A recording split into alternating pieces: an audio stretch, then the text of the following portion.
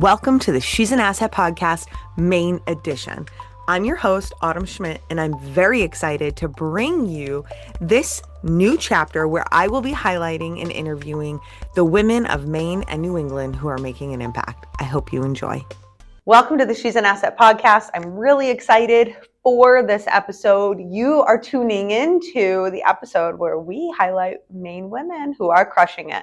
And today I bring you somebody who's super special to me. She has supported me since the beginning of my journey. She's even come to a class and she came to my event. And so Megan, I'm so excited to have you here. Can you please introduce yourself? Yes, I'm Megan Bingman. I am a residential realtor with Elevate Maine Realty. And we are in the beautiful Throttle Car Club, which Autumn had never been to before, but I'm so excited to share it with you guys. I am also a host of a TV show about the lifestyle of someone living in Maine. And my first episode was done here, and you could see why I picked this setting. I don't know if you guys can see. They can see. I think they can see all these incredible cars. It's pretty awesome. My father was a mechanic growing up, and so I always have, he used to build cars in the garage and everything. So this feels like home to me. So I love it. It's incredible. And so Megan, you just tipped this, you just told this iceberg about, the incredible things that you're up to and what you've been doing. And right now you're a real estate professional. You're a mom, you're a wife, you're a TV host. And what most people don't know about you is that you had a whole career. Weren't you a physical therapist? Yes, I owned a holistic physical therapy practice. So I owned my own practice for 16 years.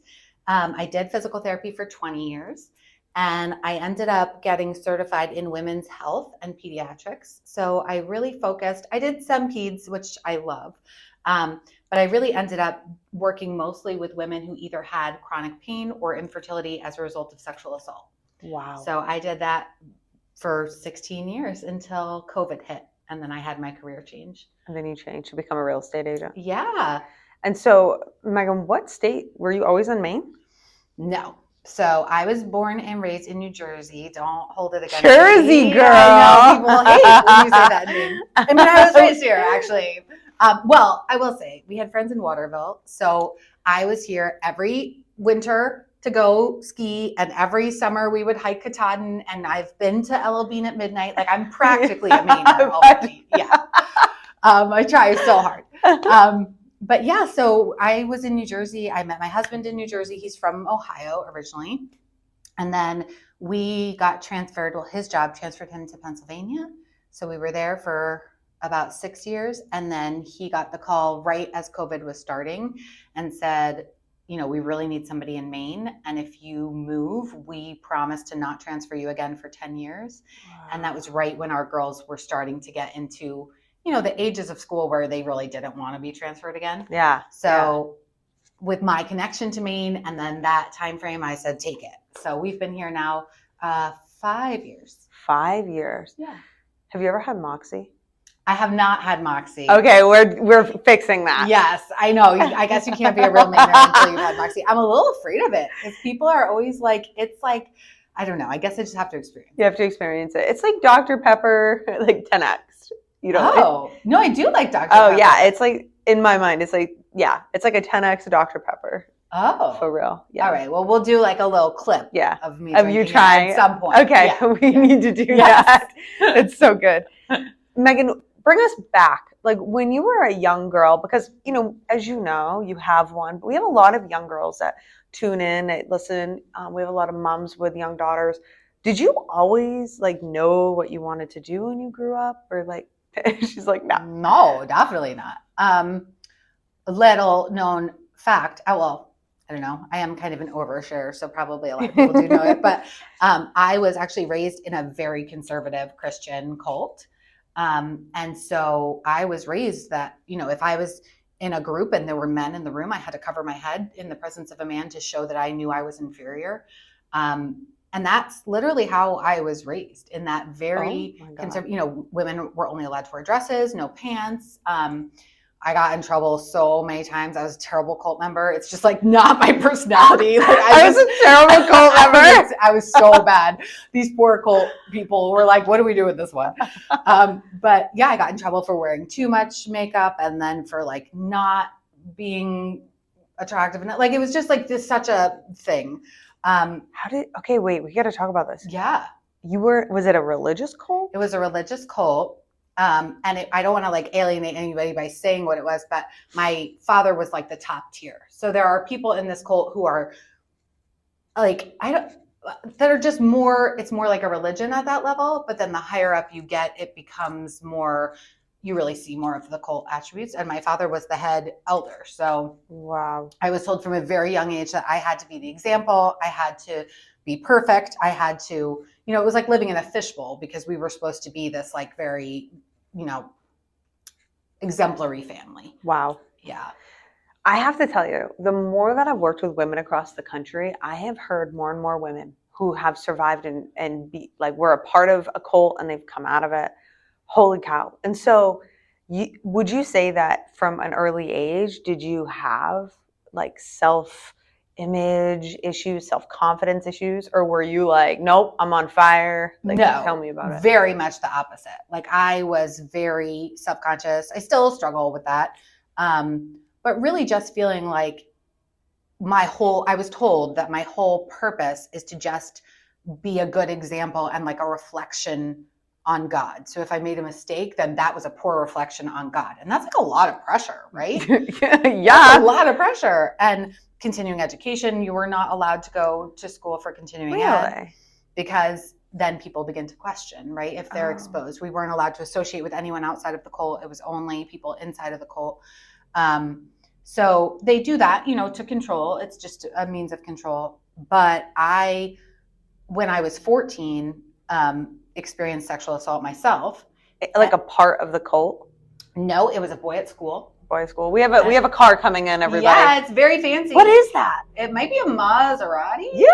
Okay. I don't know. I made that up. I don't know what it is. Well, just in case anybody hears the noise, that's what it was. Okay, keep going. So it wasn't a part of the cult where you were. It wasn't. But it was like, now looking back, I'm like, oh my God, obviously this kid thought, like, he was a senior. I was a freshman. I was just very naive. I just wanted to hang out with him, and I couldn't tell my mom that because it wasn't allowed. So I invited him over to where I was babysitting. Like I used to say it was all my own fault, which I realize now it wasn't. But, if I had been raised with a normal upbringing, like I would tell my girls, like, don't bring them over where there aren't parents. Right, you know what I mean? Right. But at that time, then I had a judicial committee, which is like where you go back with the head elders who are like my father's friends, right? And they were going to determine whether I was going to be shunned, which means like nobody could talk to me. And I was 14 at the time. So, that was very, very scary to be like, okay, am I going to literally, people aren't even allowed to look at you in your eyes when you're shunned. So that alienation. Yeah. So that fear really, one, it made me feel like I needed to prove that I was still good. Right. But also it was my first clue that this was not the true religion like they said that they were, because I realized that God wouldn't want, like as I was going through the committee, they were asking all these questions, which now looking back, I'm like, okay, so I was being re-traumatized as they're like, I'm having to tell everything. And I realized just as a little 14-year-old girl, I was like, this is not how God would do this. This is not how he would want one of his children who had just been through this traumatic event, to feel. So in the back of my mind, I knew that I was going to leave, but also like everyone I knew was part of the cult. So that's really scary to think about leaving. And then I just decided, like, I was 14. So I'm like, okay, well, I can't leave till I'm 18. So at least I'm going to just be the very best cult member I can be for the next 4 years. And maybe I can like redeem myself. So I did. They asked for volunteers to learn Mandarin so that we could preach to the people moving over from China. So I learned Mandarin for them. I literally did everything I was supposed to do. And it still never felt right. So I ended up meeting my big girl. She's 17. I ended up meeting her father right before I turned 18 and like fell madly in love with him. And so I said, you know what? I don't want to lose my family and all of my friends. And I'll just marry this man and I'll just pretend like I believe. And then I don't have to go through the shunning. So I did. I married my first husband, and never believed it really. And he kind of knew that, but gave me some grace with it. And then when I was giving birth to her, so they do not allow blood transfusions, and she came in 2 pushes. So there was tearing, and the doctor went completely pale, and he said, there's too much blood. She's going to die. Oh my God. She won't take a blood transfusion. She's going to die. And the doctor is like freaking out. And I can hear my baby crying, who I've never even held yet, right? She's over there. And I look at my husband, and he's just... He doesn't know what to do. Yeah, he doesn't know what to do. And I thought, if I pass out right now, he's going to let me die. Mm-hmm. Like that's... And I will never have held my daughter. So I said, no, you give me the transfusion. And so because I did that, then I was shunned. Shunned again? And, well, that was the only time I was officially shunned. Okay. I've been through the judicial committees, but I could always like talk my way out of them. It's like tickets. I get pulled over a lot, but I don't usually get tickets, knock on wood. But yeah, so I was always able, but that time I couldn't come back from it. So we actually had to get divorced because you're not allowed to be married to an unbeliever. So then I was alone with at the time of the divorce, Phoebe was 9 months old. I was alone with my 9-month-old baby, no money, no friends, no family. Oh my God. What did you do? I just had to make it work. And you know what? Those were some of the best years of my life because I was stepping into my authenticity, right? And so I moved into this really crappy apartment, and I started working for another PT in the city who was, just giving me steady hours while I rebuilt my practice in New Jersey, because a lot of my patients were from the cult. So all of a sudden I had no patients, Wow. But I was able to market. I got more certifications. I hired other therapists to work with me so that I could still have time off with Phoebe. And then it really started growing. And all of a sudden I had this practice where, there was a 6-week waiting list, and people were flying from across the country to see me. And I had doctors at the hospital that would say, okay, we don't know what it is. They would call me the medicine woman. And honestly, all I would do was just like listen to the patient and like read the whole chart. So they would send them to me for a consultation, but it's because like the kidney doctor would look at the kidney stuff, and the pain doctor would look at the pain stuff, but nobody was sitting down and looking at the entire chart. Like, okay, well, these labs look normal, but let's compare them with, okay, they're normal, but with these results, now we see a different picture. So all of a sudden I was finding like diagnoses for people, and they're like, how is she doing this? One, I'm asking questions. Yeah. I'm finding their motivations, their fears. And my best clients or my best patients were the ones who were told it was all in their head. Because most of the time it wasn't. No. And so at that point, they're feeling so deflated. Wow. And so I always say, whether I'm doing physical therapy or I'm doing real estate, my passion and my purpose in this lifetime is to help people see their worth. And so that was really all it took, was to sit down with patients and say, okay, I believe you. We know that this is real. There is no difference between the mind and the body. People try to separate it, but you can't. So even if it was all in your mind, okay, well, thoughts create chemical reactions which affect your body. Like, this is not, there's no shame in that. Right. And so a lot of these women had gone through sexual assault, now had PTSD. There are huge correlations between PTSD and fibromyalgia. Really? And the real medical community is like, oh, fibro is in your head. Well, it's not. Like, we can look at their nerve signals. We can look at whether you're in fight or flight. We can look at prolonged, cortisol exposure, all these things, and treat those while also helping someone feel safe, because they have to process, my best friend and I always say, feel, heal, and grow, surrender to the flow. That's like our motto, right? But a lot of times people will do anything they can to avoid feeling. Yes. And until you feel, you can't heal. So all of this to say that, yes, there are so many realtors out there, but all of these skills that I learned in doing physical therapy, it's the same with real estate. Like, when I sit down for a listing appointment and I'm up against other realtors, but someone is telling me about their home, I'm looking for, what is your motivation? What is your background? What matters to you? There's a podcaster named Pace Mosby, I think, or Moresby. Anyway, he he always says, find the bunnies. So like he had a listing where the homeowner was so concerned because there were bunnies living under the shed and she didn't want anything to happen to the bunnies while she was selling this property. So he went in and relocated the bunnies. And so of course he got the listing because he listened to what this person really needs. Mm-hmm.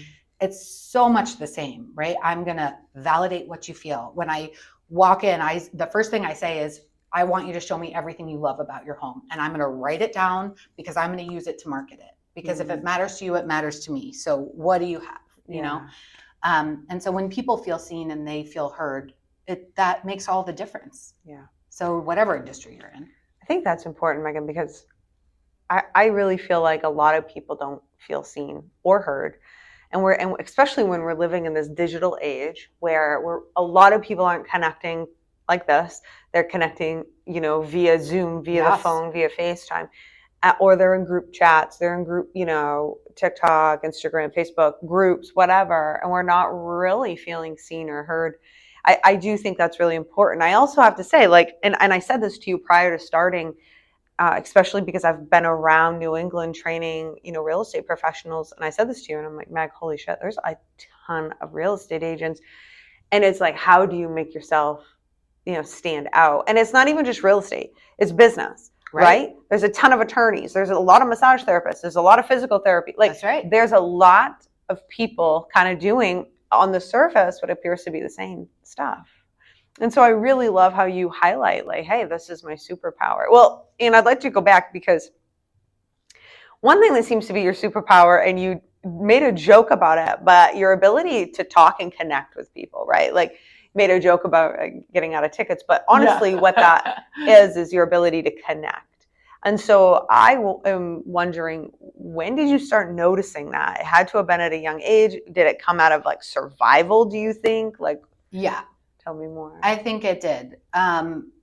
So being raised in the conservative Christian background, it's spare the rod, spoil the child, right? Mm-hmm. So my parents took that very literally. So when my father is also, he is, they used to call it Asperger's, but now it's all autism. Okay. So he is on that spectrum where he's so smart. He used to, when I would talk, he would because I haven't talked to him because I'm shunned, but when I was growing up, he would his face would go blank and I would be like, okay, give him a second. He's dumbing himself down to get to my level, right? He couldn't, I've always been very emotional, but in a good way, right? Yeah. I connect emotionally, but he didn't have that. So he would just I'd be like, okay, go ahead, dumb yourself down so you can understand what I'm saying. But sometimes he would do the disciplining without explaining why the discipline was happening. So when that comes out of nowhere and you're a child and you don't know why you're being hit, then it becomes very important to monitor the room, right? Yeah. So I'm like, okay, I can read your energy. I know when, I could tell by the way your feet are hitting the ground, whether I'm in trouble or not, that kind of hyper awareness. Yeah.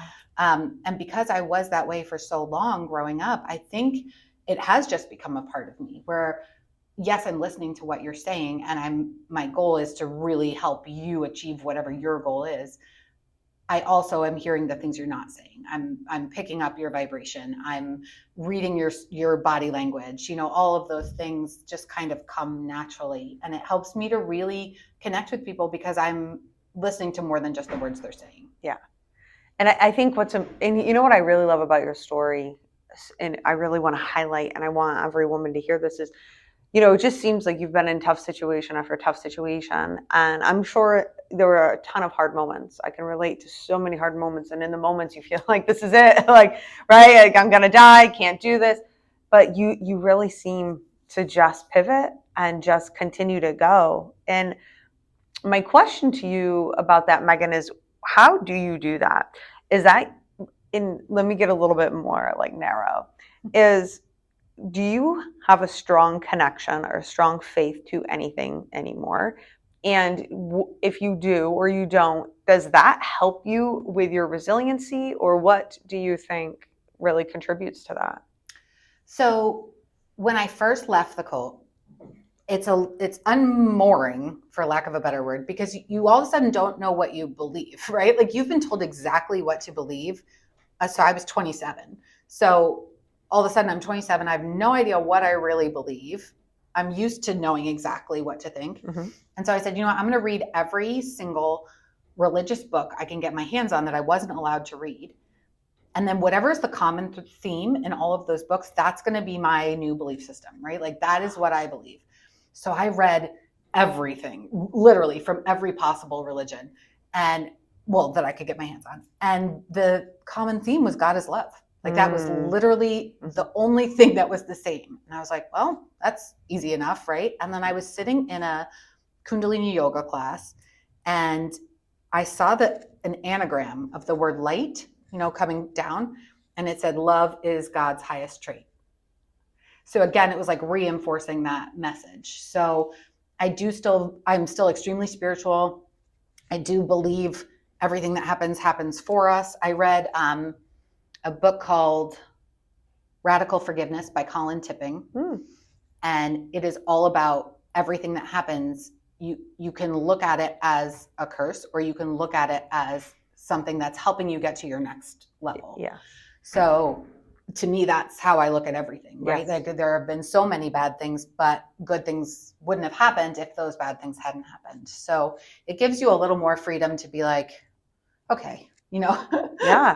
the world is on my side, because once you hit that victim mentality, it all goes downhill. Well, and I just think that's really important. And I think that's something, I really want to highlight, right? As you know, I'm very focused on resiliency and making sure other women are resilient. I think what's important to highlight is that we all go through these really tough times, because I just think it's so isolating. I know, like, when I've hit my rock bottoms and I've gone through really hard times, I just felt like I was the only one. When I was getting bullied online, I felt like nobody, do you know who I felt like who could understand me? Was Eminem.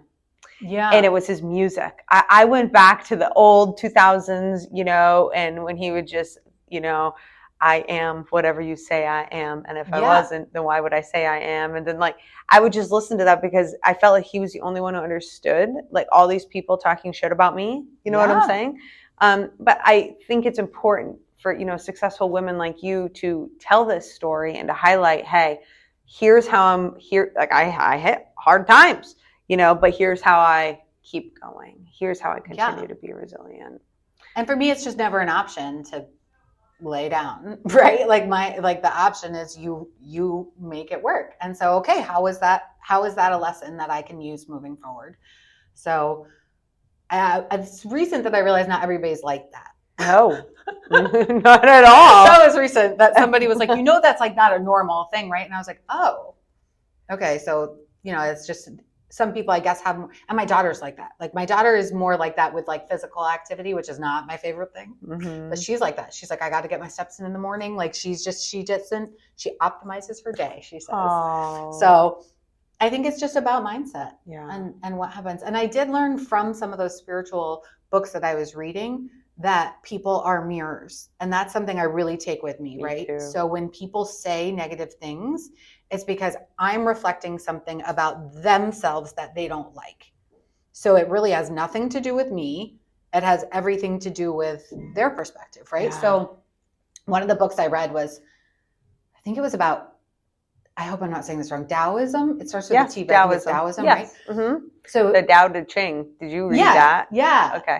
So this book was saying that everything is true in the perspective of something else, right? Yep. So like this gray carpet is light in comparison to a black carpet, but it's dark in comparison to a white carpet. Right. So two people can be sure they're right when they say that rug is white, or you know what I mean? It's light or it's dark. Yes. But it's all about the perspective that you come from, which is why it doesn't really matter what anybody else thinks, because it's their perspective through their lens, which has nothing to do with me. 100%.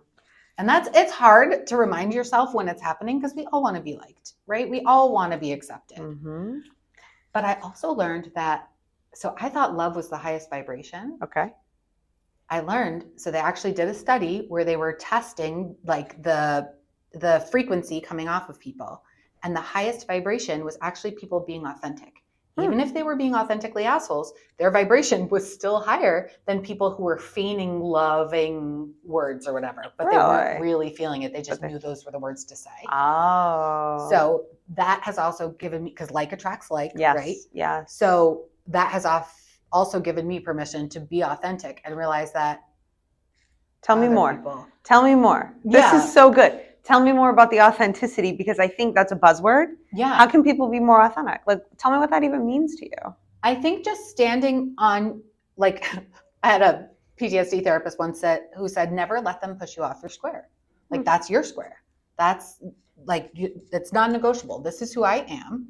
It may not be exactly what they want, but this is who I am. So just even in, listing meetings or whatever, when they say, well, we had somebody come that had 20 years of experience, you only have 5. I say, that's absolutely true. Like, I only have 5 years of experience in this industry, but the team I have behind me that I can ask questions to, they're the best in the business. And if you look at my track record, I've doubled my sales every year.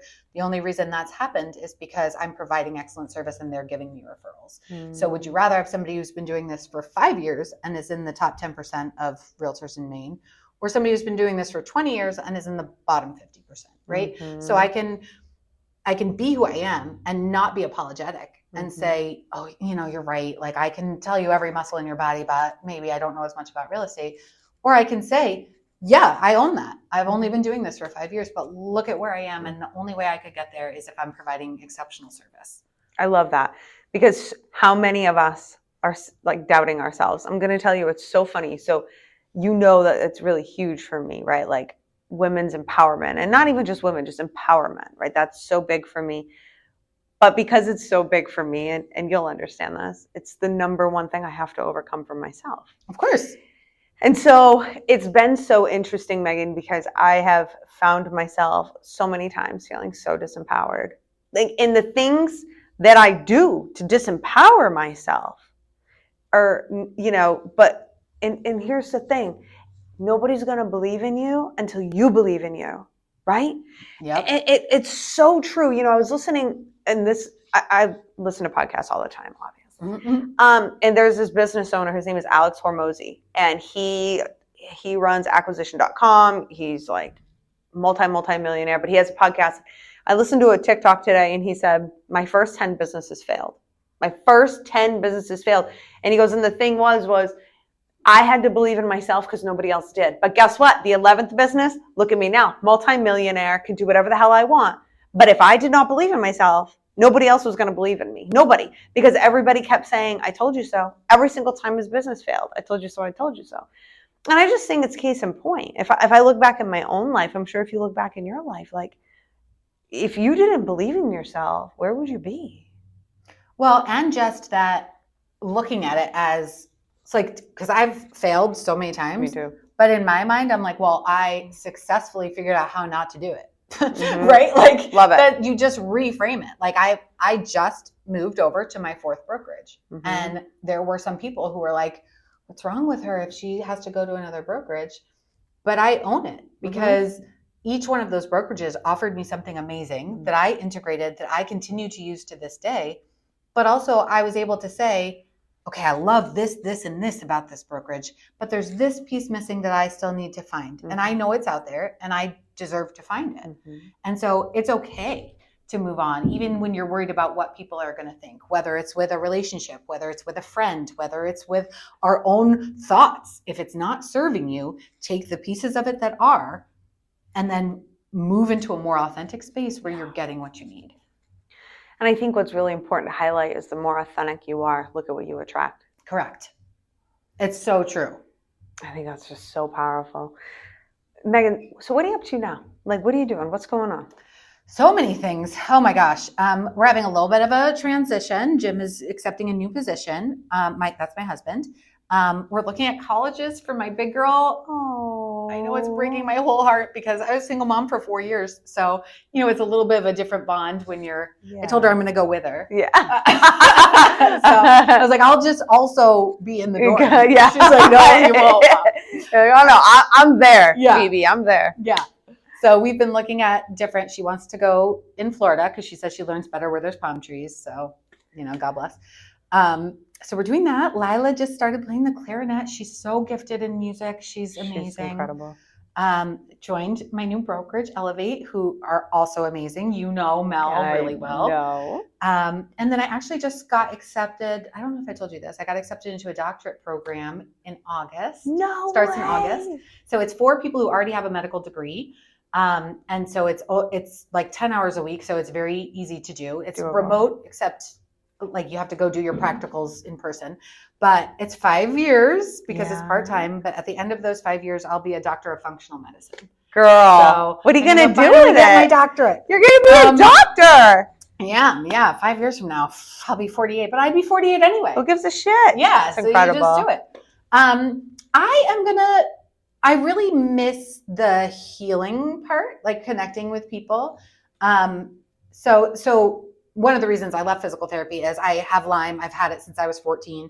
But I ended up getting some joint damage in my hands. And so I was a manual therapist, and winters are really tough. So as we moved up here and it was colder, I was like, oh my God, I can't use my hands for months at a time. So then I was like, well, I'll do real estate in my off season. And then it ended up just kind of being all of the time. But I would love to be able to just, not dissimilar to you, my love, but be able to really focus on holistic care and treatment for people who are serving others, right? So like I don't sell, I serve. As soon as I switched that mindset, my numbers went crazy because I don't want to be a salesperson, but I do really want to help people. Yep, same. So same, I want to be able to help the helpers, right? So even if it's just doing a retreat once a year or doing, herbal consults, like whatever it is, I want to be able to have that availability and still be able to do real estate and to help people. Yeah. But have that sort of rounded approach. Megan, it is so fucking incredible. I'm just so happy. Like, I'm so elated because it's just case in point. Never stop being authentic. Never stop going after your dreams.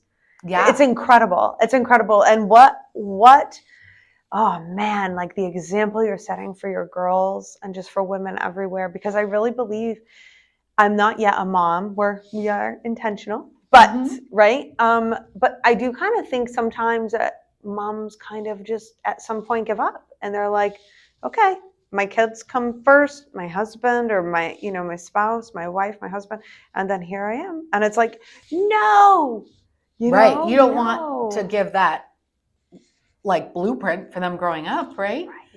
You don't want that. So I think it's really important for them to see, that you just continue to keep trying and keep serving and keep helping. So good, Megan. Okay, so people are going to love you. They want to know where can they find you? They want to hang out with you. Your social media is awesome, by the way. I follow it. I love it. Every morning I look, I'm like, what's Megan doing? Because it's going to be funny. My kids give me a lot of good material. That is really good. So they can find me. I'm Megan Lynn Bingman on TikTok. I am Megan Bingman at Elevate Maine Realty on Facebook.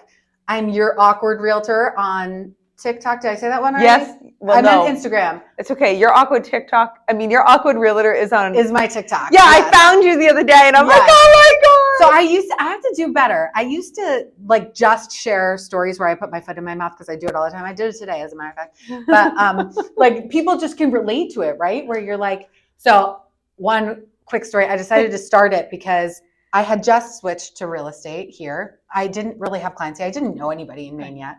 So I came to a networking event. I think it was here at Throttle. And somebody said, oh, what's like the biggest difference between physical therapy and real estate? And I was a women's health therapist. So I said, there's less vaginas so far. That was literally my answer. And I was like, not only did I use the word vagina in a networking setting, but I said so far. Like I intend that there might be more vaginas in real estate moving forward. Like that's a normal thing to say. But people love it because they realize that I'm just saying, what comes to mind. And I love it. We need more authenticity, right? We do. More authenticity. And okay, so we can find you and you'll give me those. So we'll have them all in the show notes so everybody can find you.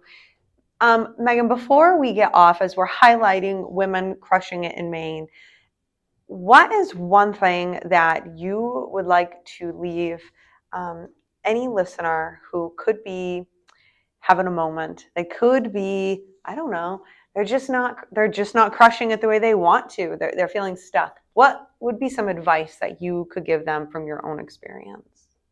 So I would say don't ever settle. And the world is literally your oyster. Like you just have to be so specific about what you want and then believe in it so much. Oh, another fancy car. Oh no, they're cleaning one. They're cleaning. but determine what you want and then believe in it so much that it has no choice but to appear. Just don't stop until you get there. Don't settle. Don't stop. So good. Everything that is happening. If another human can do it, you can do it. 100%. 100%. And sometimes, would you say that sometimes you need to clear out the people who surround you in order to make that happen? Because I have. Yes. I have had to be like, everybody went like arm's length. And it was nothing to do with them personally. It was, I just couldn't take on anybody else's belief system. And what we don't understand is we do it so easily. Wouldn't you agree? Oh, absolutely. And I do think that sometimes so the universe hates a vacuum, right? So when you remove things that aren't serving you, the universe has no choice but to fill it with what you're thinking about, right? You get what you think about most of the time. Yes. So clear out the stuff that is not serving you, that you are not in alignment with, and automatically that space will fill with what you're thinking about at the time. That's why we have to really protect our thoughts. I love that. Thank you for coming on. Yeah, thank you for having me. Thank you so much for listening to this episode of the She's an Asset podcast. If you wouldn't mind, could you please share this out? The only way we grow and I can get this out to as many people as possible is with your help. So we're kind of in this together. And the good thing is I know you have my back. So I want to say thank you and ask for you to share the show. And if we're not hanging out in the socials, I hope that you'll come and hang out with me. I'm Autumn Clifford pretty much everywhere. Thank you so much. See you next time.